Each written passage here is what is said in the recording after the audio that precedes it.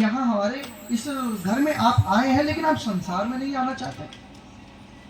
वेद व्यास जी ने उन्होंने कहा कि मैं संसार में इसलिए नहीं आना चाहता, क्यों? क्योंकि मुझे इस संसार की माया जो है लग जाएगी, तो मुझे प्रभु का सिमरण, प्रभु का जो ज्ञान है सब बिसर जाएगा। मुझे इस संसार में संसार की माया लिप्त ना हो जाए, इसलिए मैं बाहर हूँ, मैं अंदर हूँ, मैं बाहर नहीं आना चाहता।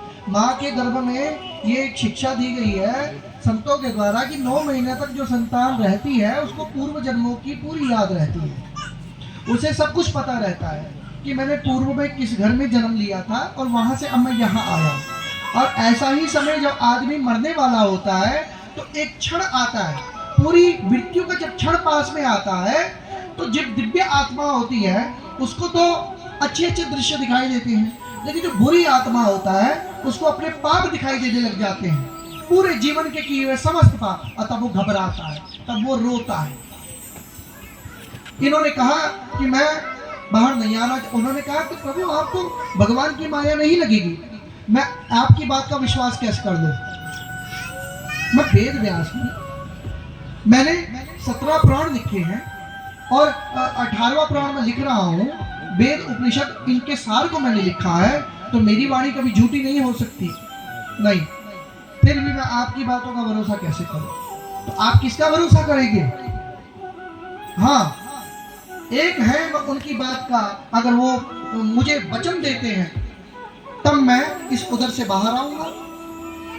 तो वचन क्या है?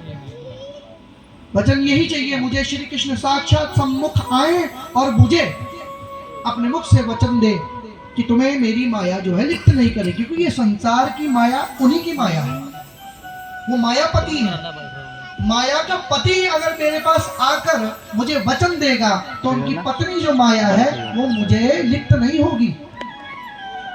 तो तब श्री कृष्ण भगवान वहां प्रकट हुए, भगवान ने वचन दिया, तब उन्हें विश्वास हुआ, तब सुखदेव जी बाहर आए। लेकिन सुखदेव जी भी कैसे हैं?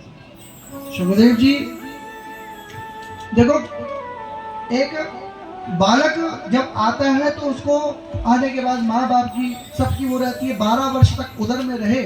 तो जब वो बाहर आए तो देखते देखते वो संकल्प, वो ऋषि थे, हम जैसे सामान्य मनुष्य थोड़ी हैं कि पहले 9 महीने तक बच्चे को रखा जाता है तो वो ठीक है, लेकिन उन्होंने 12 साल तक उनकी माँ ने रखा। लेकिन फिर वो बाहर आए तो फिर बच्चे का पालन कैसे होता सब जानते हैं। लेकिन ऐसे ऋषियों के लिए तो कहा जाता है ये तो इच्छा से ही इनका स्वरूप जो है अपना बन जाता है।